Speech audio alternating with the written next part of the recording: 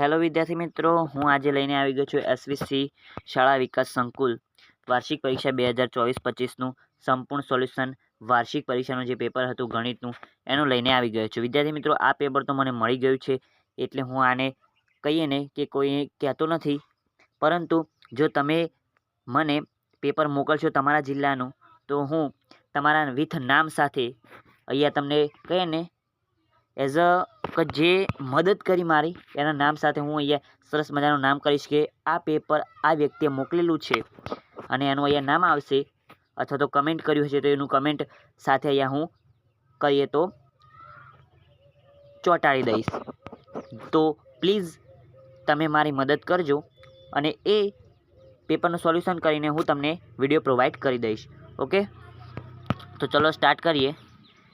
આની અંદર મેં ગણિતના પેપરનું સોલ્યુશન કરવા ટાઈમ મળ્યો નથી, એટલે મેં એમને એમ ખાલી તમને પ્રશ્નોના વાંચીને સંભળાવીશ, અને જો મને આવડતા હશે તો હું તમને કહીશ. ઓકે, વિભાગ એ, એની અંદર પ્રત્યેક વિધાન સાચું બને એ રીતે યોગ્ય વિકલ્પ પસંદ કરવાનો છે. 1 થી 6 છે વિકલ્પો. 2 ની 0 ઘાત, તો એ અહીંયા એક જવાબ લખેલો છે.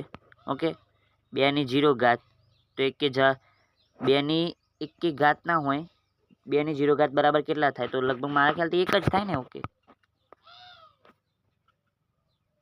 તો એ તમે તમારી રીતે મને જવાબ કહેજો. ઓકે, 1 થાય અથવા તો 0 થાય કે 2ના અંદરથી ગમે તે એક જવાબ આવશે. મને એટલું બધું મેં પૂરેપૂરું સોલ્યુશન નથી કર્યું, એટલે મને ખબર નથી. ઓકે, બહુપદી px બરાબર 5x + 2નું શૂન્ય, તો બરાબર -2 ભાગ્યા 5 આ જવાબ છે. ઓકે, બિંદુ -3 અને 7નું આલેખની અંદર સ્થાન જણાવો.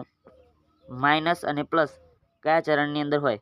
પહેલા ચરણની અંદર પ્લસ પ્લસ, માઇનસ પ્લસ બીજા ચરણની અંદર આવશે. ઓકે, તો બીજા ચરણની અંદર નીચેનામાંથી કયું બિંદુ સમીકરણ 3x - 2y = 12નો ઉકેલ છે? તો આપણે ચેક કરવાનું. એક્સની જગ્યાએ -2 મૂકીએ તો 3 × 2 = -6, માઇનસ વાયની જગ્યાએ 3 મૂકી દેવાના, તો 3 × 6 6, એટલે -6 ને અંદરથી 6 જાય તો minus minus plus, minus minus 12 થઈ જાય. ઓકે, માઇનસની અંદર માઇનસ માઇનસ કરીએ તો 12 થાય. 2 જ મિનિટ વિદ્યાર્થી મિત્રો, હું ગણતરી કરીને કમ્પ્લીટ તમને કહી દઉં. ઓકે વિદ્યાર્થી મિત્રો, તો આની અંદર જવાબ પણ સી જ આવશે. ઓકે, આ જે ટીક કરેલું છે, કારણ કે આ બધાની ગણતરીની અંદર આ જવાબ આવી શકે, એટલે કે થોડું આપણે લાગી શકે કે આવી શકે, કારણ કે જો 3 × -2 એટલે -6 થાય, માઇનસ 2y -2y છે, એટલે કે વાયની જગ્યાએ 3 મૂકવાના, 6 એટલે થશે. ઓકે, -6 -6 એટલે -12 થાય. ઓકે, પરંતુ અહીંયા માઇનસની નિશાની આવશે, એટલે એ ના જવાબ આવે, જવાબ આ આવશે. ઓકે, એની અંદર 2 ને -3. ઓકે, 3 અહીંયા 2 એટલે 6 થશે, 6ના અંદરથી બાદ કરવાના, 2 - 3 એટલે 3 × 6, માઇનસ માઇનસ હતા એટલે કૌંસની અંદર પણ -6, માઇનસ માઇનસ પ્લસ 6 થઈ જશે. 6 + 6 = 12, આપણને જવાબ મળી જશે. ખબર પડી ગઈ? Okay, done. ચલો આગળ જોઈ લઈએ. 2 અભિકોણના માપ અનુક્રમે 5x + 30 અને 8x - 60 હોય તો xની કિંમત શોધવાની. 2 અભિકોણો અને એના માપ આપણને શોધવાના છે. ઓકે, અભિકોણોનું માપ કેટલું થાય એ તમારે મને કમેન્ટની અંદર કહેવાનું છે. ઓકે, જો તમને અભિકોણના માપ 2 અભિકોણનો સરવાળો થાય, એટલે કે x + y, એટલે 2 અભિકોણ આપણે x તરીકે લઈએ અને બીજો y તરીકે, તો આ બેનો સરવાળો કેટલો થાય?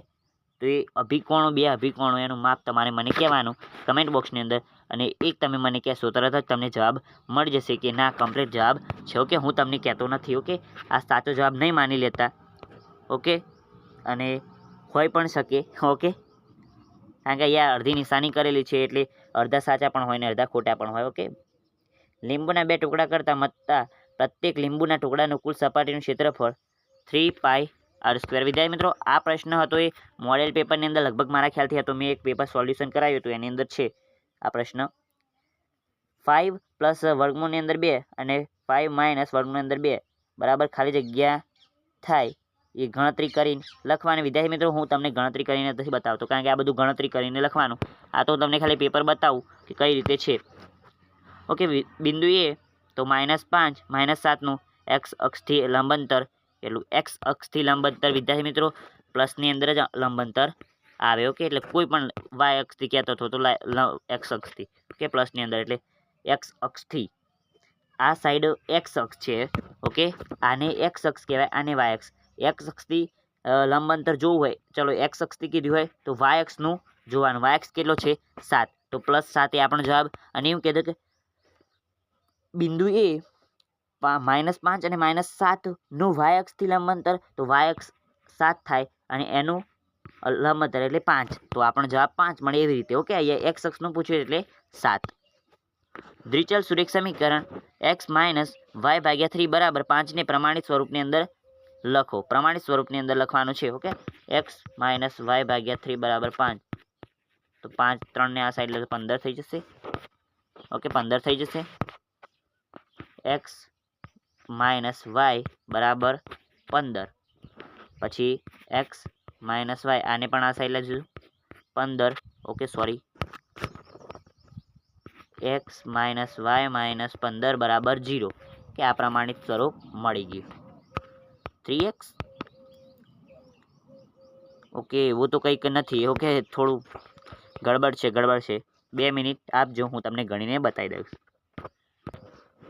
ઓકે, તો 3ને બંને સાઈડ ગુણ્યા છે. એક્સની સાથે 3x આવશે અને 3 × 5 = 15. ઓકે, તો 3x - y - 15 આપણો જવાબ આવશે. ઓકે, 0 આ આકૃતિની અંદર રેખા L એ રેખાઓ M અને N ને અનુક્રમે P અને Q ની અંદર છેદે છે. આકૃતિ પરથી યુગ્મ કોણની જોડ શોધવાની છે. જો કોઈ ત્રિકોણની બાજુના માપ 5, 12 અને 13 હોય તો ત્રિકોણની અર્ધ પરિમિતિ શોધવાની છે. 15 થશે. બધા જ માપનો સરવાળો 13 + 12, 24 ને 25, 25 ને 5, 30/2 બરાબર 15. ઓકે, તો આગળ છે કે વર્ગ 20 અને 25ની મધ્ય કિંમતો 22.5 આવશે. ખરા અને ખોટા. વર્ગમૂળની અંદર 49 એ અસમ્ય સંખ્યા છે, તો વિદ્યાર્થી ના, વર્ગમૂળની અંદર 49 એનું મૂળ કાઢીએ તો 7 આવે. ઓકે, તો એટલે આપણે એ સમ્ય સંખ્યા છે, ખોટું આવશે. દ્વિઘાત બહુપદી p(x) બરાબર 3x² - 2x + 1નું x બરાબર -1 આગળ મૂલ્ય 6 છે, તો x બરાબર -1 લેવાનું. તો 3 માઇનસ અહીંયા x બરાબર xનું મૂલ્ય -1 લઈએ તો 1 જ થશે. ઓકે, એટલે 3 minus 2 minus okay, minus plus 3 વત્તા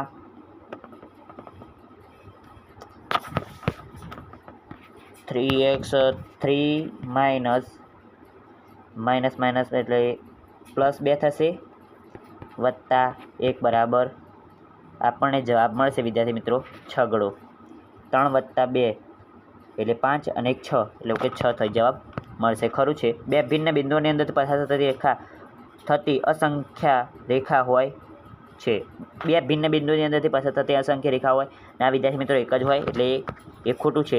ત્રિકોણ ABC અને PQR ની સંગતતા ABC બરાબર PRQ માટે AB એ PR બાજુને સંગત છે. AB એ PR બાજુને સંગત છે. કમ્પ્લીટ આ જોવાનું. આ તો બધું ગમે તે રહ્યું, પરંતુ આપણે અહીંયા જોવાનું. ઓકે, સંગત એવી રીતે જોવાનું છે. AB અહીંયા AB લખ્યું છે, એના સ્થાને PR લખ્યું છે. કમ્પ્લીટ અહીંયા BC લખ્યું હોય તો એના અંદર RQ આવે. ઓકે, આગળ જોઈએ. એક વાક્યની અંદર રેખાને કેટલા પરિણામ હોય છે? એક જ.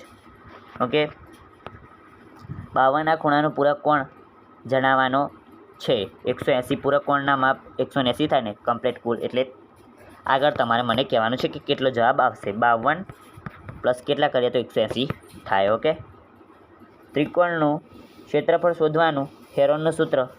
એ હેરોનનું સૂત્ર તમને ખબર જ છે. એરિયે જ વર્ગમૂળની અંદર S વર્ગમાં S A પછી S B ગુણાકારની અંદર જે છે S C. ઓકે, આખું કરી દેજો આવી રીતે અહીંયા લખેલું છે. ઓકે, સ્તંભાલેખની અંદર x અક્ષ પર કયા બિંદુઓ દર્શાવવામાં આવે છે? સ્તંભાલેખની અંદર x અક્ષ પર કયા બિંદુઓ દર્શાવવામાં આવે છે વિદ્યાર્થી મિત્રો? એ તમારે મને કહેવાનું છે કયા બિંદુઓ દર્શાવવામાં આવે છે. બહુપદી 4x² + 3x² ઘન 4x³ + 3x + 6x તો વિદ્યાર્થી મિત્રો એની ઘાત 3 છે, મહત્તમ ઘાત એટલે 3 આવી, કારણ કે અહીંયા ઘન છે. ઓકે, અને x² - 5x + 6 ના અંદર xનો સહગુણક વિદ્યાર્થી મિત્રો 5 આવશે, -5. ઓકે, અહીંયા -5 છે એટલા માટે લખેલું છે. એટલે અર્ધગોળાનું ઘનફળ બરાબર અને શંકુનું ઘનફળ બરાબર. ઓકે, વિભાગ બી પણ અહીંયા આપેલો છે, જોઈ લેજો, સરસ મજાનો છે પેપર. વિદ્યાર્થી મિત્રો મેં કીધું તેમ તમે પણ તમારા જિલ્લાનું પેપર મને મોકલી શકો છો. મોકલવું હોય તો હું તમને તમારા નામ સાથે સરસ મજાનું, જો જેને વિદ્યાર્થી મિત્રએ મોકલ્યું છે એનું નામ અહીંયા દેખાશે અને કહીશ કે આ વિદ્યાર્થી મિત્રએ મને મોકલેલું છે પેપર. ઓકે, તો આવજો તાતા, goodbye, take care, love you all.